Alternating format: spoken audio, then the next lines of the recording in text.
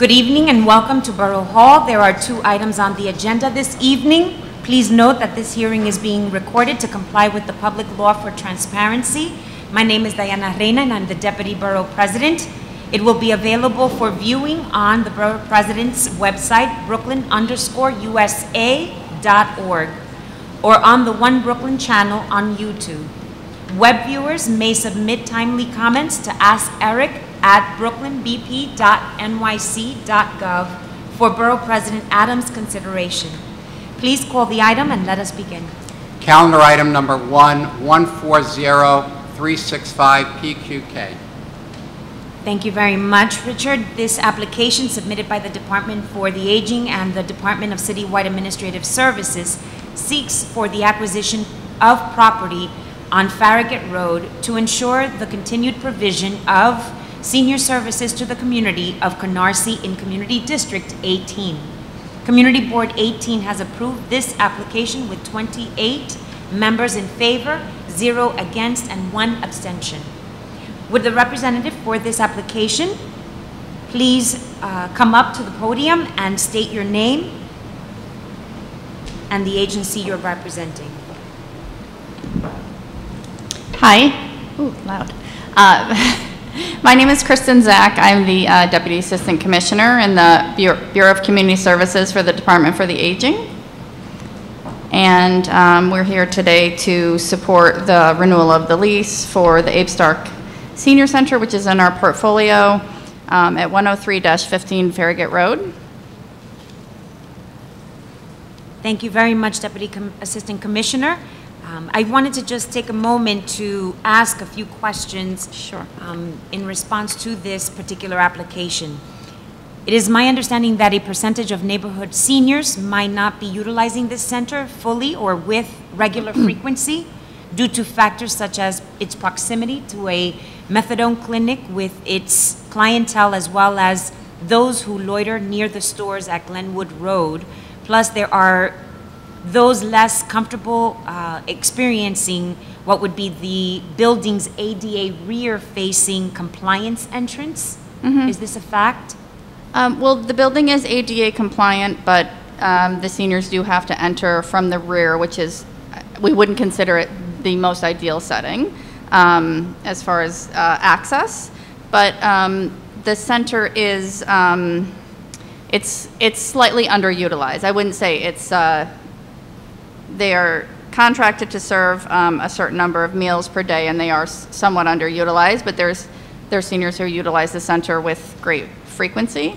What is the number of meals the contract is They're signed for? Contracted to serve 125 unduplicated clients per day, and their average daily number of lunches, which is kind of the best way for us to capture, because most people partake in lunch, although maybe not everyone, is they're serving about an average of about 100 a day. And as far as the facilities are concerned, are there any steps that DFTA may be considering under review to improve the surrounding atmosphere and making the accessibility to the facility more appealing?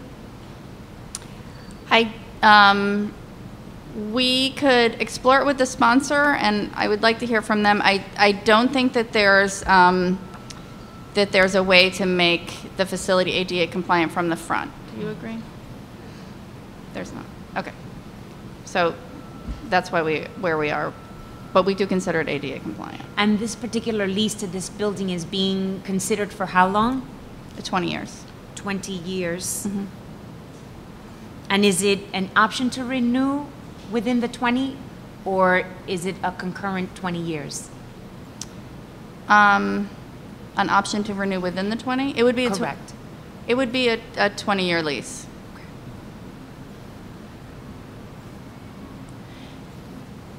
It is the Borough President's policy to maximize job opportunities for Brooklynites with local businesses, mm-hmm. and we wanted to hear some of the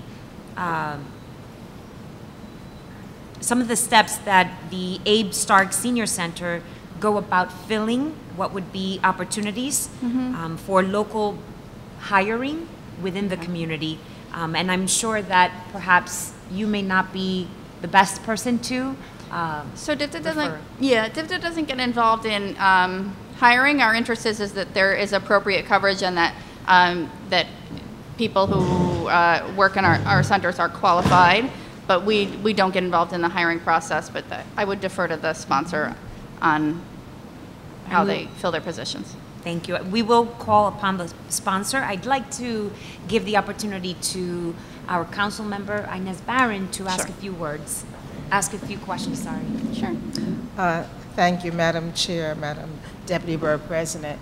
Thank you also for inviting me to be here. As has been said, this is located in my district, but I understood that there was a proposed relocation site, and I'd like to hear further about that. So DFTA has very little information about that at this point. We've had a conversation with the sponsor that they may have some interest in the future with relocating, but we really have, it's only conceptual at this point. So I haven't seen a site, or we haven't had an ability to review it, so I couldn't comment on an alternative site. So how can we enter into a 20-year lease without having the option, as I believe the Deputy President was referring to renegotiate or to opt out without consequences for that? I think within from what I'm told, within the DCAS leases, there is an opportunity to break a lease in certain circumstances. With what kinds of penalties would that incur? The lease is still being negotiated with between DCAS and the landlord, so all of those things I don't think have been negotiated with, but it's in the city's interest to have a reasonable, what we would consider a reasonable opt-out provision. So it's usually somewhere between 30 and 60 days. It could be up to a year, but I don't know that the city would consider a year reasonable. And what has been the average number of meals that have been served during the time that Abe Stark has functioned? So they're serving an average of 100 a day, is what I have, and they also cook for two other sites. Right. Yeah. So they cook for the Penn Wortman Center, is also in your district. Yes. 75 to 85 per day, and then they do a drop-off, what we consider a drop-off to the St. Jude Golden Age Club, and that's only once a week. Okay. Now, the siting that's been referenced in your document, those are conditions, neighborhood conditions that have existed since that site has been operating, since the senior center has been operating, in terms of the methadone center that's been there, and it's really surrounded by undeveloped property. And that's been there for most of the 20 years, I would think. I couldn't say how long I believe the other it's been most of the resources 20 have years. been there. So what do you attribute the decline to? If these have been the conditions that have existed since during the last 20 years, to what do you attribute the decline in meals? I don't know if there's been a decline. I would have to look at their usage over time. We don't.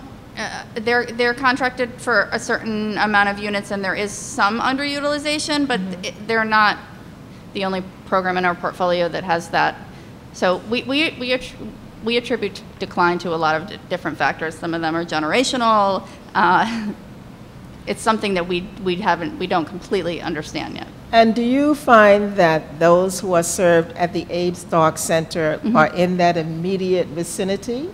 The ones, do you have a match between the immediate residents and those that are in the center? I think they serve the immediate community. We can always map where people live, and I could, if that's something you're interested in, we can certainly do yes, that. I am. Okay, great, thank you. Thank you so much, Councilmember Barron. I wanted to also just, for the record, this specific space is shared, co-located with a daycare set, an existing daycare center. From what I understand, that the lease, the lease with ACS is no longer in place, and I think the daycare portion is vacant, from what I've been told. And I've been told that the landlord is willing to negotiate the lease just for the senior center.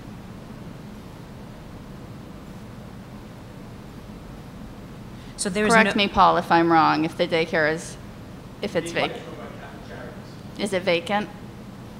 It's, Paul, if you could come up, that would be fantastic, so that way at least we have a recording of your answers, as well as just making sure you introduce yourself into the mic. Paul Curiali, Executive Director of Millennium Development. And the question was regarding the daycare center, whether or not the space, as far as the facility is concerned, to the footprint of the building, is coexisting or co-located with both a senior center and a daycare center. Well, the daycare is run by Catholic Charities. They've been in existence since we have been there too. They occupy the main floor, which is the upstairs floor.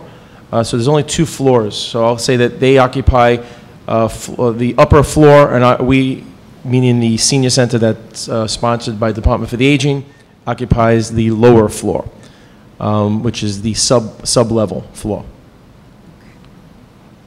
And so the daycare center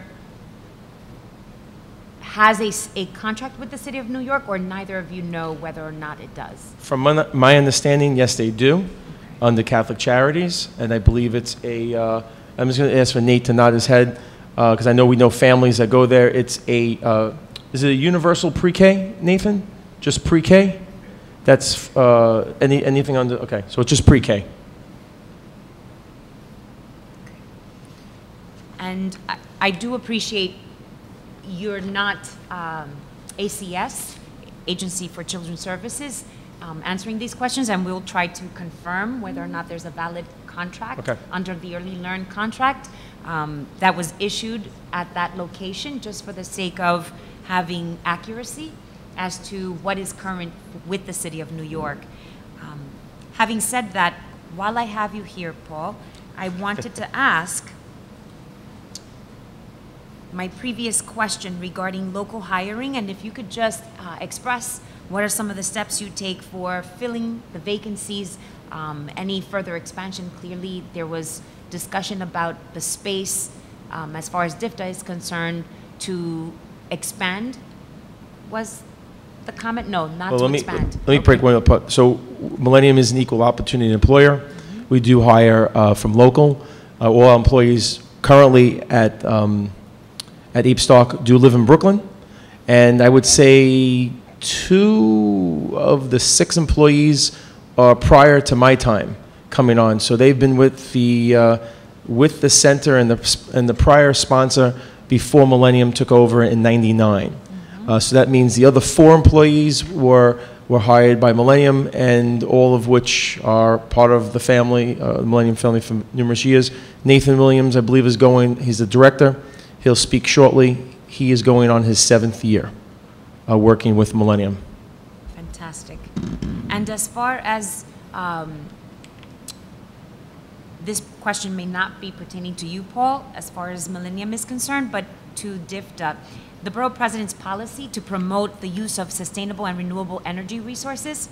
In fact, the Borough President recently convened a renewable and sustainable energy task force focused on advancing a sustainable future in Brooklyn. This site is a part of the Department of Environmental Protection's 26th Ward storm drainage area, an area where the city is promoting practices to retain storm runoff water. Given that the roof is not serving any designated purpose, what steps has the Department of the Agent undertaken, possibly in cooperation with the Department of Environmental Protection, the Mayor's Office of Sustainability, NYSERDA, or NYPA, towards incorporating solar panels or green roofing into the roof's structure?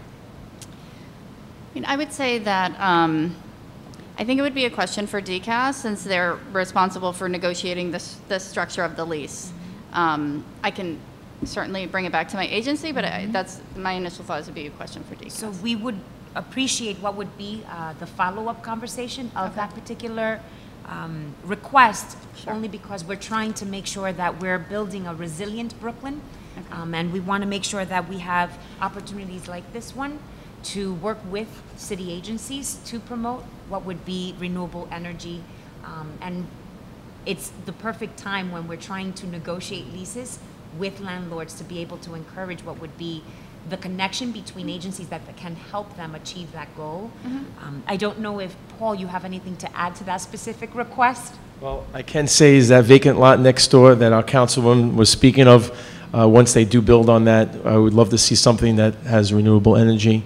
I think that that's a great location, and I'll educate many of us within the community on what the future holds. So that would be fabulous. And again, let me just actually, before I start, I know I jumped in on Department for the Aging's time. I just want to honor our councilwoman, Councilwoman Barron, and I know we have some of our members in the back from our district too that are present here that will speak shortly. Thank you. Thank you very much. So at this time, I'd like to thank the Department of the Aging and Millennium for coming to testify, and we're going to close out this line of question, and we're going to go to the members of the public who have signed up. Paul, if you're on my list of coming up as a part of the list of public members, so if you'd like to continue to stay up here, I would welcome you. I have Betsy Deans. Are you going to be testifying, Betsy? Okay, fantastic. If you could just come up and stand behind Paul, that would be very helpful. A member of the Abe Stark Senior Center, as well as Diane Mosley. Thank you very much, Ms. Mosley. If you could just stand behind Ms. Betsy, that would be very helpful. Let me get you. Okay. Yes. Well, thank you, everyone. Let me reintroduce myself, Paul Curiali, Executive Director of Millennium Development, the current sponsor of the Abe Stark Neighborhood Center through the New York City Department for the Aging. Millennium has been the sponsor since 1999. That's August 1st, 1999.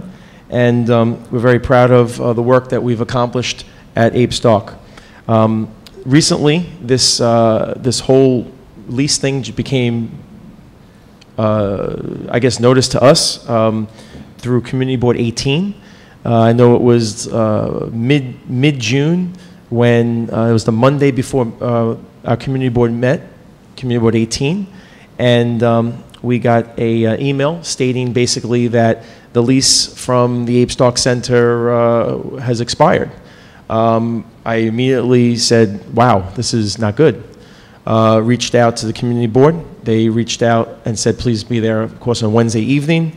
And that's where the Community Board 18 voted to actually support the extension of the lease. Immediately, we also heard that we could be evicted. And that really scared us. Once that evening came about, Community Board 18, we realized that the city had the best interest in mind, and that DCAS and everyone was not going to make the seniors leave, but was in the midst of renegotiating. And when we heard the word renegotiating, that's when basically we felt a lot better. Recently, we met with our committee here just to bring the seniors up to speed and reassure them that they would not be put out on the street to have their meals. Department for the Aging has been wonderful too, learning what roads to go down to make sure that the center would continue. And again, I have to say too that I guess we touched on it earlier. Councilwoman Barron touched on it earlier.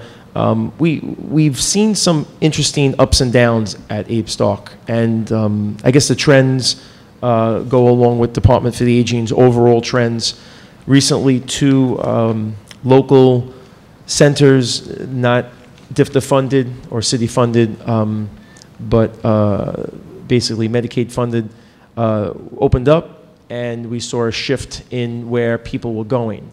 Then what we realized was a lot of the people that were going to the Medicaid funded centers, the day programs, were going there, and a lot of these centers were street level. So we began to look at some of the problems that existed. And I guess I will just hold up this right here. This is Abe Stark, where we currently are, for the public to see. And I will leave this up again with our Deputy Borough President and those up in the front. And you will see a flight of stairs, 11 stairs, that proceed down to Abe Stark. Our our sign clearly states who we are and the programs. And above it is also the earlier childcare, as stated earlier. One of our speakers will speak, Ms. Geneva will speak, but this is her pictured here. Yes, you look beautiful in the picture, Ms. Geneva, always. Ms. Geneva has been coming to our center for 20 years. And I can't say I've known you for all those 20 years, but I've known you for at least 15 of those years. And you do shine every day. And she is actually standing by the rear door of the center. And again, when we started to look at this recently, why are some of our members not coming? We realized that our members said, you know, Mr. Nathan, Mr. Paul, this could be a problem.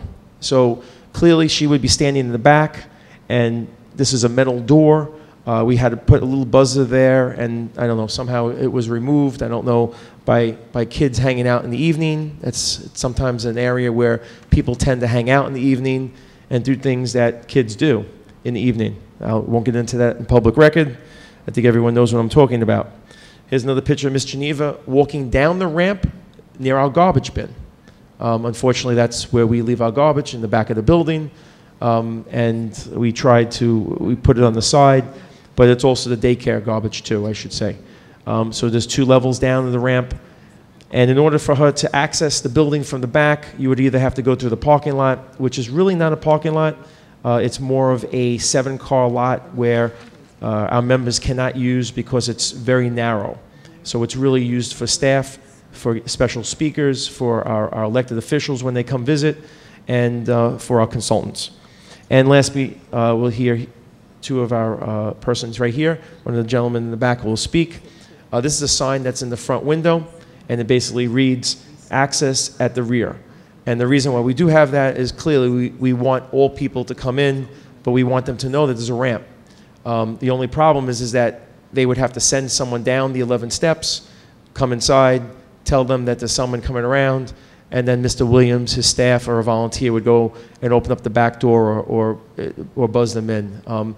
It does qualify and it does meet the regulations that DFTA set forth, but in this changing environment where everything is so fast-paced and also people like convenience, this is extremely not convenient. And Ms. Geneva, did I cover all those areas? Okay, I know that you helped us out with those photos. I also would like to, just for public record, the last 2 years, our numbers have gone down a bit. I can't say it's because of our good food, because I know we have great chefs there, and I know our program officer, when she comes, always assigns the fact that we do the best of DFTA's, what DFTA requires, but we think that it's the proximity. It's the possibility of the proximity. So what I'd like to do is continue this conversation with our councilwoman, Inez Barron, at a later date, and look at some of the ways that we can possibly help improve this site and improve some of the means that we've had struggled throughout the years. Yes, that vacant lot is an eyesore. Mr. Williams, our director, I would say every few months has to call Community Board 18 or sanitation. They've been fabulous. They send lot cleanup, New York City lot cleanup. District 18 comes immediately. But of course, it's an inconvenience, and we do that. I wish we could do that every day, because there is daily dumping of illegal dumping. There are clearly signs that are posted, but it's a very lonely environment in the evening. And one last thing too is we do have signs that were posted for parking. We cannot have the L train entrance in, and those that are commuting to the city or about are not permitted to park after the hours of 9 a.m. Unfortunately, when Mr. Williams comes in on a Monday or whatever day, those signs tend to disappear, and it's not our seniors. I can honestly tell you that, because they're waiting for those parking spots at 9 a.m. Unfortunately, when those signs are no longer there, then the commuters park there at 6 a.m., 7 a.m., 8 a.m., and that's why I think some of them are inconvenienced by the parking. But again, I do welcome this. I think our councilwoman, some of these problems I think we could really work on immediately. But right now, I think the most important issue is that this center is home to our members. This center is an important, intricate part to our seniors, to our active adults, and it is a neighborhood center. And we are a sponsor of Department for the Aging, and we want to make every means to use our abilities to serve. I didn't mention exercise and all those things. I'll leave that for Mr. Williams. Thank you so much, Thank you. Mr. Curiali. I know that you as a sponsor in the city of New York come highly recommended and run fabulous facilities, and the name precedes and the reputation precedes the service. And so thank you for the service you provide our seniors. At this moment, I wanted to just call up Betsy Dean, a member of the Abe Stark Senior Center, and you can lower that mic to your level. Thank you. And comfort. Yes, thank you. Greetings to everyone. Greetings. My name is Betsy Dean, and I attend Abe Stark Senior Center. On behalf of the Abe Stark Senior Center membership, I would like to ask that this center remain open for all our members. As this situation recently became clear to me that 20-year lease expired, I became concerned because that's the place I go at least 5 days or 4 days a week. And because of that, it bothers me too.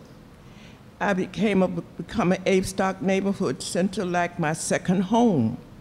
Even though I do not live in a walking distance of Abe Stark, I still drive every day.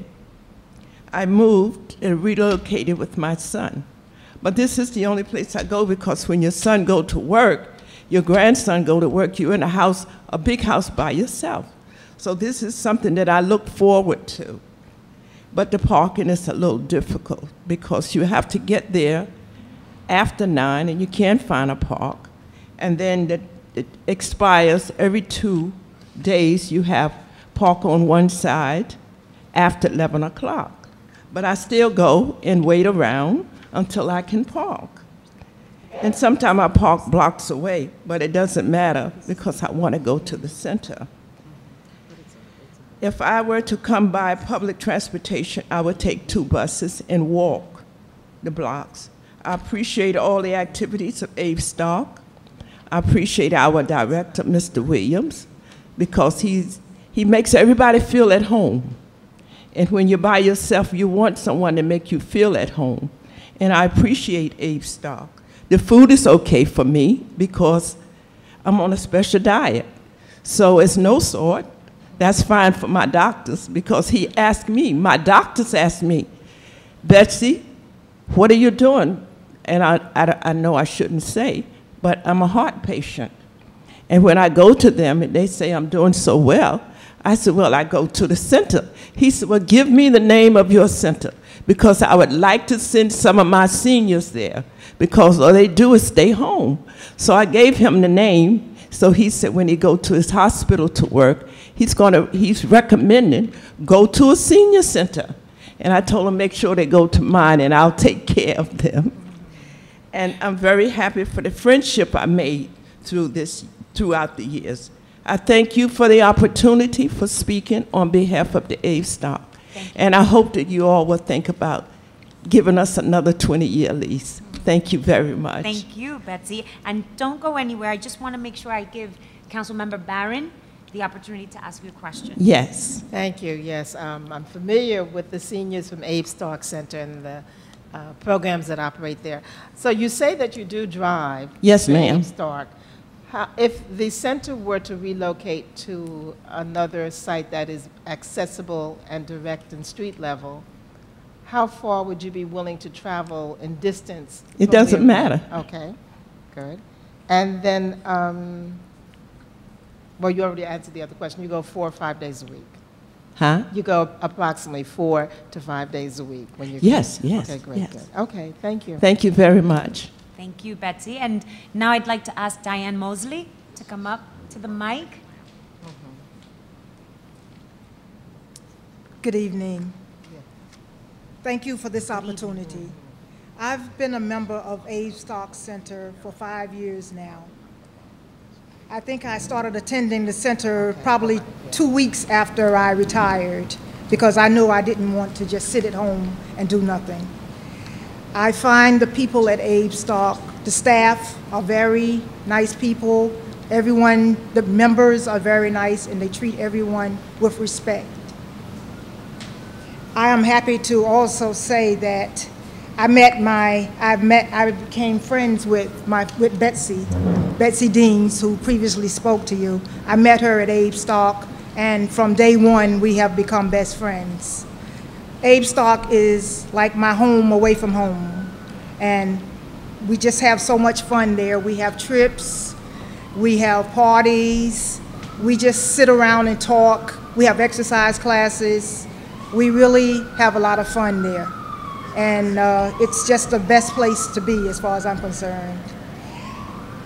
I am very concerned about our lease expiring, but I'm hopeful that our community leaders, elected officials, and DFTA will be considerate and take our best interests at heart.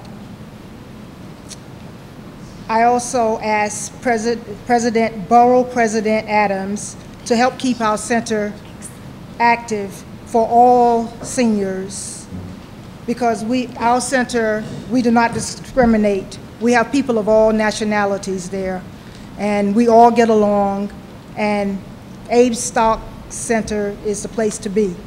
And I always recommend it to all my friends as they retire to come there. Thank you. Have a good evening. Thank you so much, Diane. Ms. Mosley, just stay one more second. I'm going to ask Councilmember Barron, who wanted to ask a question. Yes, I have basically the same question. How do you travel to the Abe Stark Center? Do you go by foot or you drive? I drive. You drive, yes. so. And you would be willing also to drive a distance? Oh, yes. If it were relocated? Definitely. Okay, thank you. Thank you. I'd like to, at this moment, call Cecil Wint.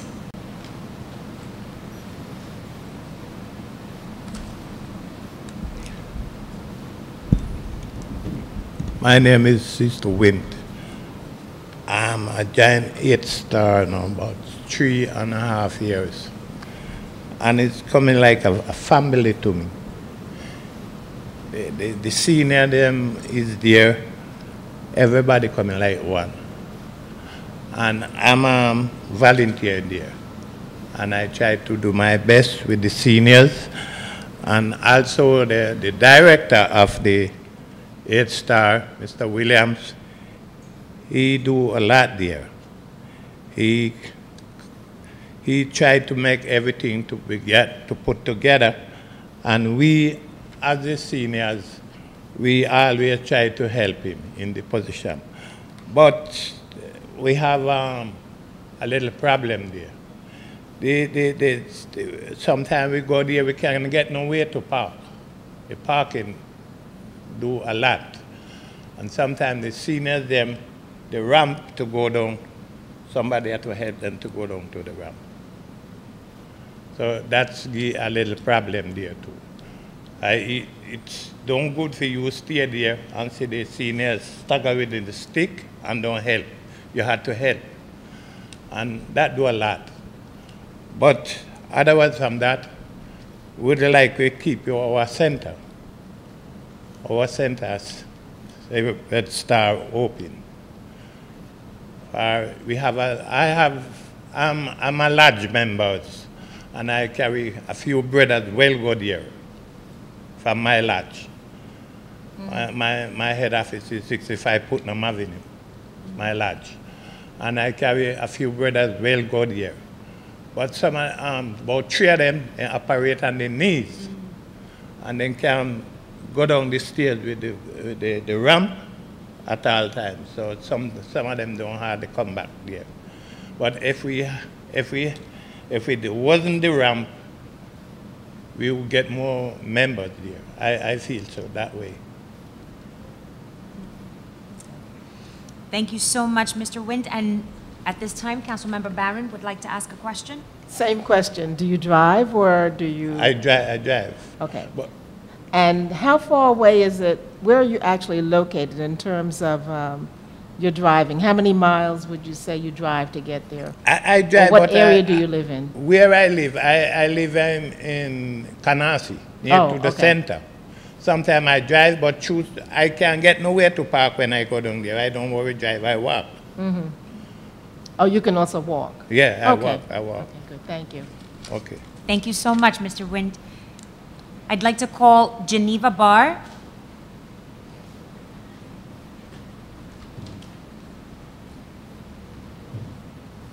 Well, good evening. Good evening. Good evening, everyone. You can lower that to. Okay, thank you. Fantastic.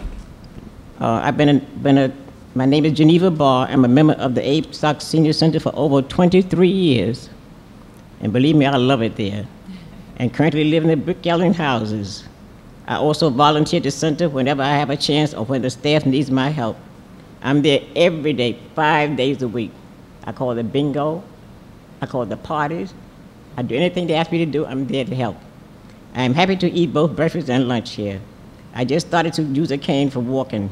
I'm still able to use the steps in front of the building to enter and exit. I have many friends who are my age that won't come to the center because they need to use the ramp, which is located in the back of the building. As an active member, I ask that you keep the Abe Stock doors open and help us to extend our lease. I thank the New York City Department of the Aging for providing such a great center for me to spend each day. I thank you for listening to my testimony this evening. Thank you. And Ms. Geneva, if you could just stay there for 2 more minutes, I want to allow Councilmember Barron to ask the same question. Okay, well, you said that you live in Brook Ellen, so I know that that's I've been there your for community. 60 years Wow. in Brook Ellen. Okay, That's right. great. So I know that that's directly in that area. If they were to relocate, how would you travel to another site that would be accessible? Well, I would have to take the bus. You would take the bus. Okay. And I will take the bus. Are you qualified for Access-a-Ride, or have you reached out for Probably that? so, but I'd rather get on the bus. Oh. I don't like the sister ride. They take you there and sometimes they don't pick you up. Oops. So I don't want to be bothered with them. That's a city council hearing. And another thing, it's cheaper on the bus than the sister ride. Okay. I can save some money. Okay, great. So thank you. Thank you. Thank you. Thank you so much, Ms. Barr. And at this time, our final member of the public, Nathan William.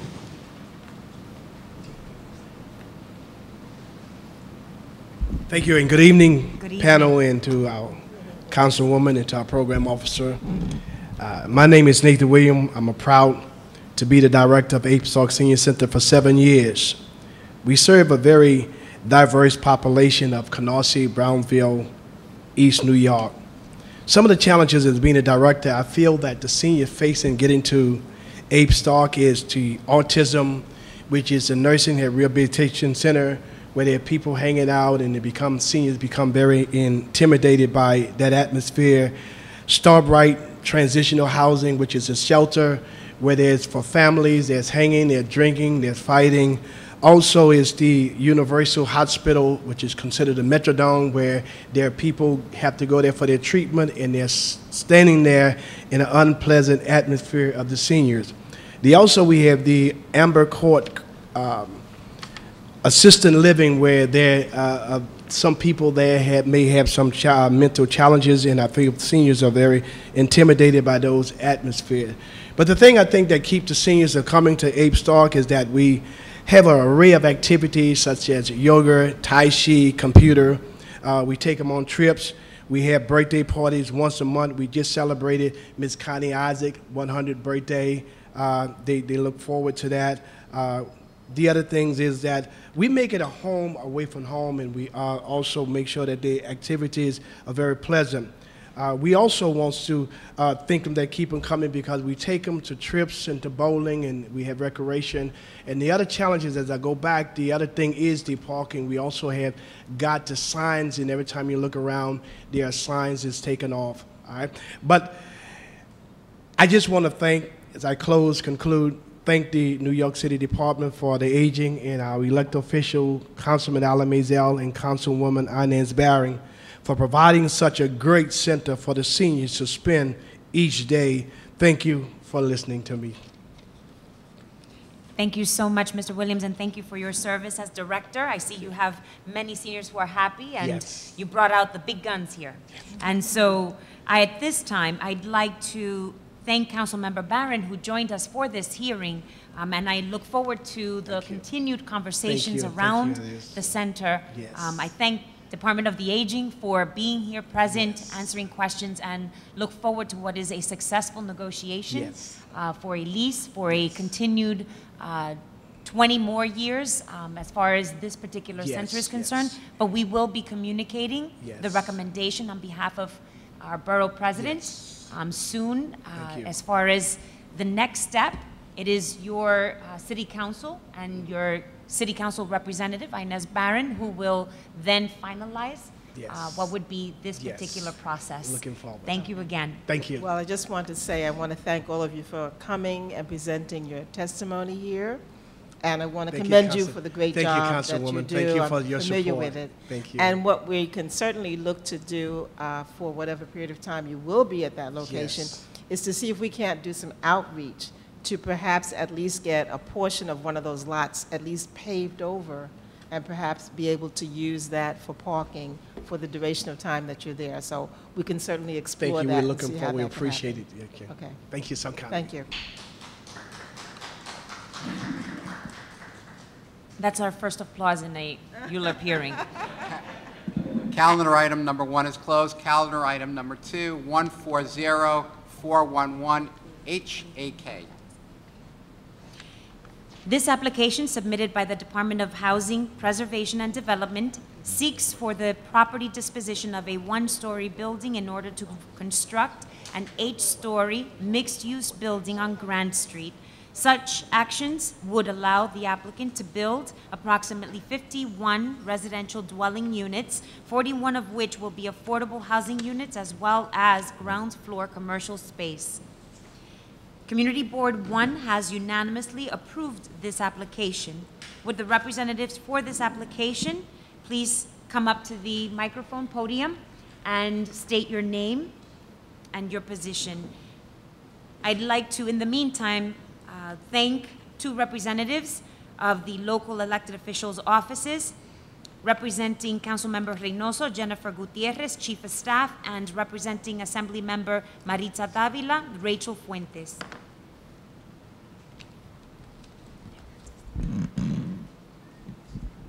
Hi, thank you. Good evening. My name is Lynn Zhang. I'm the Deputy Director of Brooklyn Planning at the New York City Department of Housing Preservation and Development. I want to thank you for giving us the opportunity to present the proposed project at 695 Grand Street. So HPD is seeking a UDAP project approval and disposition of a city-owned site at 695 Grand, which is located within the Williamsburg neighborhood and Brooklyn's Commune District 1. I am joined here tonight by St. Nick's Alliance, who is the project sponsor and who will later also present and provide greater detail of the project. Generally, the proposed actions we are seeking will facilitate the development of an 8-story building, as you said, with ground floor retail and residential uses on the upper floors. The proposed project will also be mixed income and include 41 affordable units and a range of affordability. So the project was certified by City Planning on June 23rd, and last week, as Deputy Borough President mentioned, it received unanimous support from the local Community Board 1. So I'd be happy to answer any questions, but later on in the presentation, but I think I would maybe ask Frank Lang from St. Nick's to kind of delve a little further into the project. Thank you, Lynn. My name is Frank Lang. I'm the Director of Housing for St. Nick's Alliance. We're a 39-year-old not-for-profit community development organization based in North Brooklyn. This project is actually being constructed. The one-story building that currently occupies the site was built by St. Nick's 29 years ago. It is currently a one-story commercial building that became really the focal point for the revitalization of Grand Street. At the time, commercial buildings were very difficult to lease, and this kind of became a centerpiece for what became the bid and the commercial part. We applied to the community board for support, as well as the then council member, Diane M, for support and other elected officials to apply to the state for funding. We were successful in getting the funding from the state of New York. The project is a $23 million project. It's approximately 20 million, actually. It's going to have primarily the funding will come from the state low-income housing tax credits provided by the state of New York. There will also be a substantial private loan for the project and city capital loan of approximately $1.4 million at this time. The project was designed in a way so we could accommodate a variety of incomes, as was mentioned. We were successful in securing Section 8, project-based Section 8, for 8 of the apartments.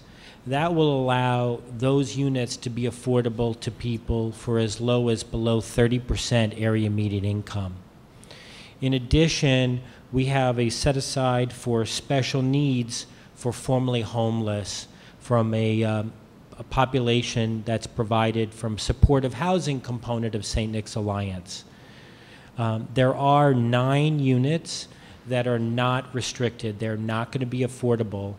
That was part of in 2012, the state was looking for mixed income projects.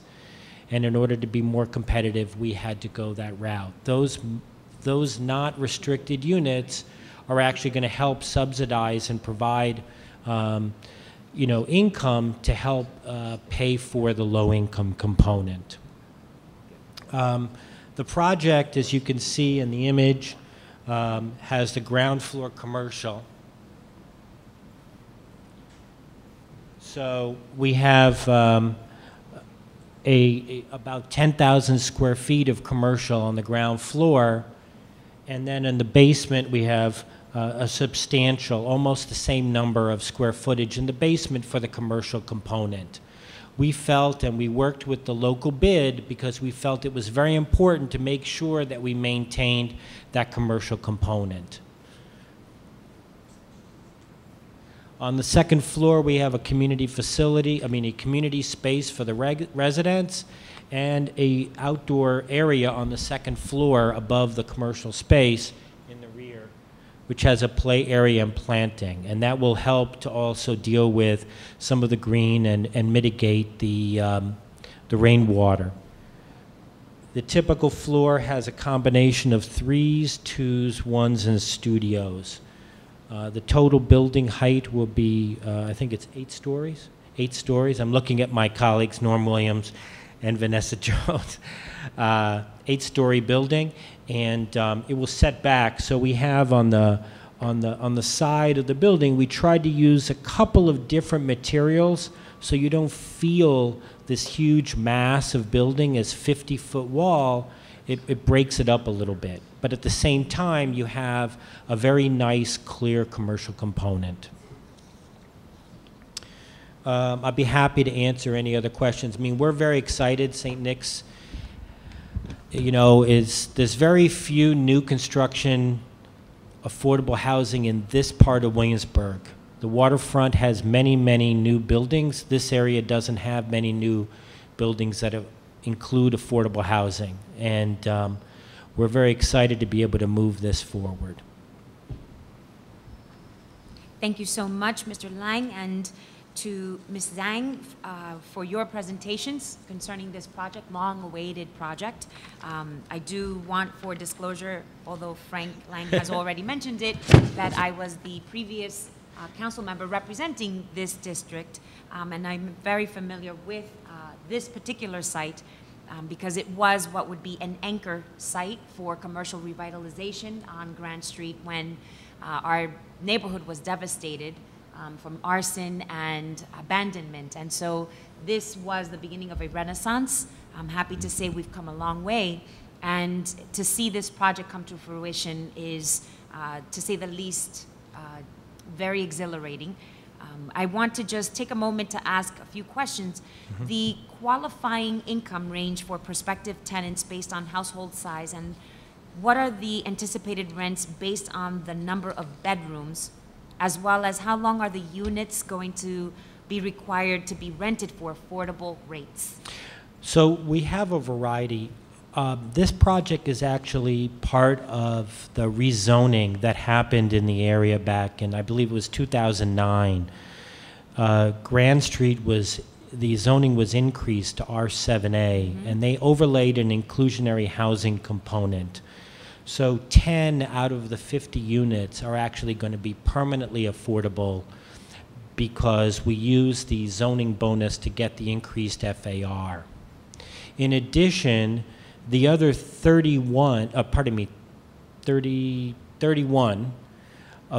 units, we are going to be having a regulatory agreement with the state of New York, and so they're going to be extended 40 years, is it, Norm? What do we say?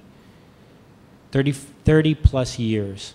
Part of it is that St. Nick's Alliance, we've been around about 40 years, and our mission is to maintain affordable housing.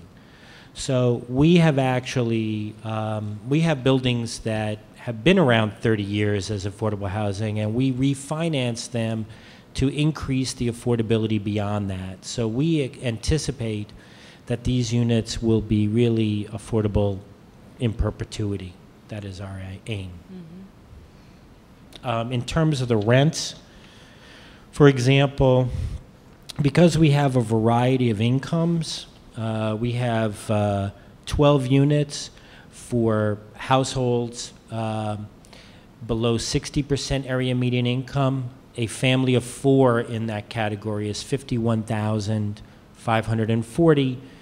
We have 12 apartments, 2 studios, 4 one-bedrooms, 4 twos, and 2 threes. So in that category, for example, a 2-bedroom rents for $1,121. We have that same 2-bedroom for people at 50% area median income rents for $927,000.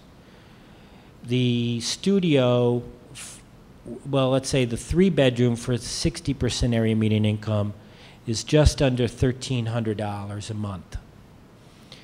The 3-bedroom for people at 50% area median income is $1,072 a month. So it's quite extensive, and I can get you the details on that. It's all part of our underwriting and regulatory. So, you know, we end up with 3 or 4 different areas of income, and there's 4 different unit sizes in each. So it's a little complicated. And as far as the market rate, unrestricted, right, 9 units. Right, the 9 unrestricted units right now, there's what's being underwritten, and then what's being available. So we don't know exactly what we're going to rent them at. We assume right now, for underwriting purposes, just a fair market rent. Okay. Which is? Which for a 1-bedroom, a fair market rent would be something like $1,500 a month or something like that.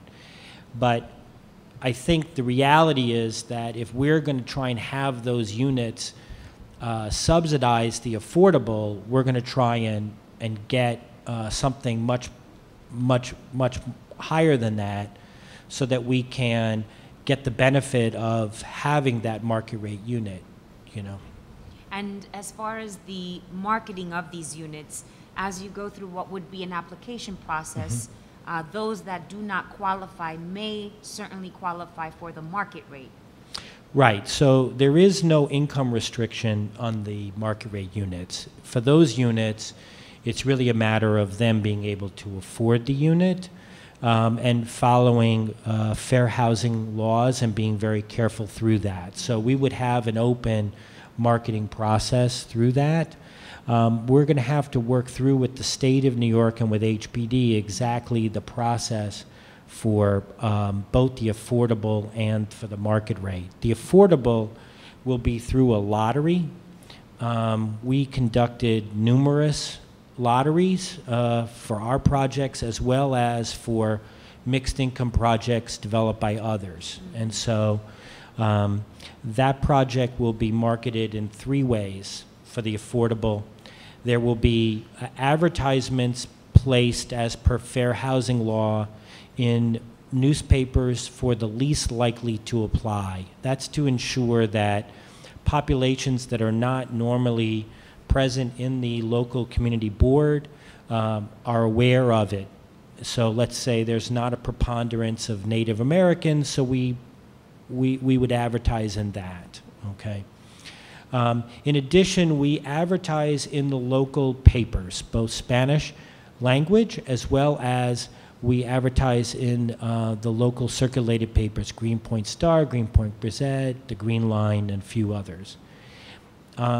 Our great strength, however, is in distributing the information about the applications to daycare centers, PTAs, community groups, senior centers, besides the community board, the churches, the other institutions in the community that we have circulation with, so that we get as many people as possible aware of what's going on.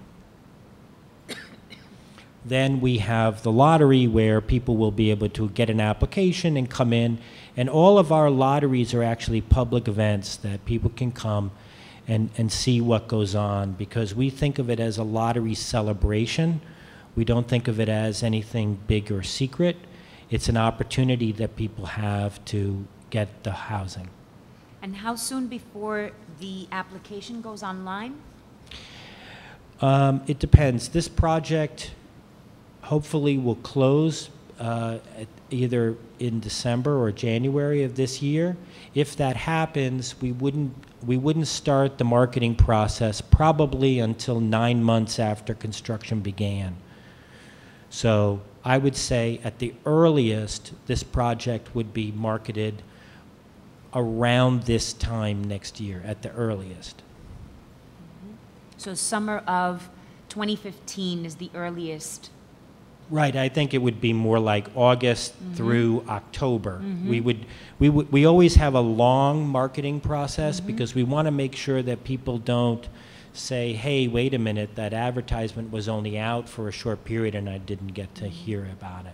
And Mr. Lange, is this going to include what would be former residents of Community Board 1? Yes, I mean, we can do that.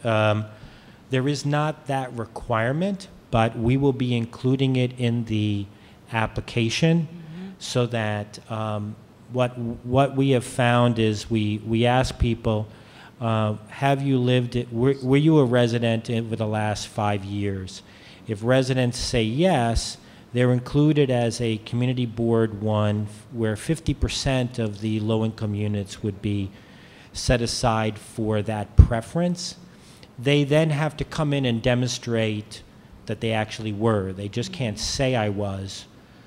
A lot of people now aspire to live in Williamsburg, so we don't want them to just say they did. They have to demonstrate they did. And you know, there's a lot of standard demonstration of previous occupancy that they can show. Will you follow what was the negotiated community agreement as far as the list of proof of address, proof of lease, proof of income at the time of the certification of the 2005 rezoning, or no? They have to be incomes. They have to be they have to be income eligible now. But the fact that somebody was a resident in 2006 and they now are forced to live in the Bronx because they can't afford to live in Williamsburg allows them to claim that they're a CB1 resident or a former resident. But because of the income tax requirements for the low-income housing tax credit, they have to be income eligible now. If they were low income and now they're better off, and they're not low income now, they may not be able to afford a $3,000 a month apartment on the waterfront where they used to live, but they have to meet the income qualifications now. And will you be working with the families that you, as an organization, had worked with on a grant for anti-displacement services to be able to communicate that this opportunity is available? Yeah, so St. Nick's provides, we assist more than 2,000 residents annually just for housing and displacement issues. We help 10,000 for a variety of issues. So we distribute the information as well as with our partner organizations and these other centers. A lot of the people that used to live there, their kids still go to school in the neighborhood, or their kids go to daycare, where their parents live, but they can't live. So we get the information out. One of the challenges is that in the last 8 years, people have found some place. And so we can't assume that they want to come back, but we give them the information and the opportunity. And as far as the Borough President's policy to maximize job opportunities for Brooklynites, with local businesses, can you please outline what steps have been taken to ensure the inclusion of MWBE and local business enterprise in the process of construction in the future? Right. So we, the contractor for this project is not an MWBE, but they have worked with a great many subs and others involved in that. St. Nick's also has a workforce development program that works with residents to train them in some areas of skills in construction, but other areas too. The state of New York, as part of the HCR state process, has targets for MWBE, and so we're going to be following that, and we are going to be having much of the outreach and much of that connecting, because we also connect with our sister organization, Avitco, that works with the businesses in the area. So we can purchase supplies, we can purchase many other things locally and with the other components.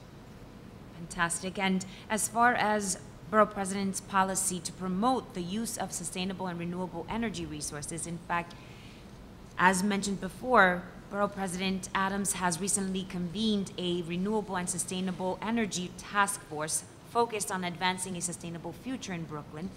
Given that portions of the roof on the 8th floor and the bulkhead are not serving any designated purpose, what steps has the Department of Housing Preservation and Development undertaken as to connect what would be the cooperation of the Department of Environmental Protection, the Mayor's Office of Sustainability, NYSERDA, and/or NYPA towards incorporating solar panels or green roof as part of the current footprint of its roof? Well, we have not, I think we would welcome an exploration of how we might access additional resources to enhance what we're doing. We right now have the ability to add solar panels later if we wanted. That's fantastic. And we do have green, we actually have a green wall on the front and in the garden and the second floor in the back. So we're looking to enhance more. But the building has other sustainable components. It's, we're not trying for LEED certification. We're just trying for LEED quality. And we don't like to pay all the added fees for administrative components. We just like to put it into the building, so. Well, I appreciate that, and I see that Ms. Zhang has some more comments. And I believe the project follows green enterprise communities guidelines. Right. As well. So, I mean, those are standard guidelines that HPD requires all projects. So they follow sort of, you know, sustainable and green measures and things like that. At the basic levels. Yes. Well, also the NYSERDA multifamily participation program. I think, again, we would look at it a little bit further and sort of see where we're at. Well, we appreciate the comprehensive planning around this one building and the thoughtful breakdown of what would be AMIs as well as marketing approaches to service what would be a very wide range of families and young professionals in the community that want to be able to continue to raise their families. And we just want to commend the work of St. Nick's Alliance over the course of 39 years of being able to rebuild the community that today is renowned as far as Oh, well, thank you. what we consider to be a gem in our neighborhood. So at this moment, we have one more member of the public. As a matter of fact, the current council member, Chief of Staff, Jennifer Gutierrez. This is in Councilmember Reynoso's district, and I'd like to ask Jennifer to come up. I did, yeah. And Maritza Davila's office, the assembly member in the 53rd district, who's represented by Ms. Fuentes, is here, is not going to be testifying, but would like to make known for the record that the Assemblywoman is in favor of the project. Great. Hello, good evening. Good evening. More? I'm 5'2", sorry. Okay. Hello, my name is Jennifer Gutierrez, and I am Chief of Staff to Councilmember Antonio Reynoso, representing Bushwick and Williamsburg in Brooklyn, as well as Ridgewood in Queens. I'm here to convey his strong support for the project at 695 Grand Street at this benchmark in the ULURP process. This plan is sound and responsible. It accurately reflects the needs of the community, where families with extremely low incomes and AMIs of less than 30% will be able to live in this now seriously gentrified part of the borough. Additionally, many of our project-based Section 8 developments will be completing their time commitments and can opt out as soon as 2015. This model integrates 8 of these units and will help keep otherwise vulnerable families in Williamsburg. Having a community-based organization like St. Nick's Alliance, whose investment in the community spans in housing, including senior housing, jobs, after-school programming, and community preservation, having them develop this project will not only ensure a real community investment and community product, but will also work to sustain its affordability and serve our Black and Latino families of Community Board 1. I would like to mention that the previous council member, Diane M, also partnered with St. Nick's on many occasions to protect our families and truly serve our constituents. I hope that today this project can count on the support of Borough President Eric Adams as well. Finally, as member of City Council, I am proud that this project, with 41 new units of affordable housing, will promote Mayor de Blasio's housing plan of 120,000 new units of affordable housing. I would once again like to express my support for St. Nick's facilitation of the development at 695 Grand Street, and look forward to housing our families and making this development the precedent for all future developments in District 34. Thank you, Ms. Gutierrez. Thank you, Dee. And at this time, I'd like to conclude. We have ended what would be the public hearing on this calendar item. The hearing on this item is now closed. Before we end with a final comment, I want to thank the staff, our intern Jonathan, who's going to school starting his semester at Pratt University as an urban planner. We wish him well, and we look forward to staying in touch with him, and we know that he's going to be a successful and experienced student at Pratt. Our policy analyst, Anthony Drummond, who just graduated with his master's in urban planning, and the director of our land use division, the great guru at Borough Hall, Richard Barrick, whose historical knowledge can take you to many, many tours of development throughout Brooklyn. So having said that, I want to just thank everyone for participating in this public hearing. The Borough President will review the applications that we have heard here today and will soon submit his recommendations to the City Planning Commission. I would like to take this opportunity to remind you that the City Planning Commission will hold a public hearing on this item. The hearing is now adjourned.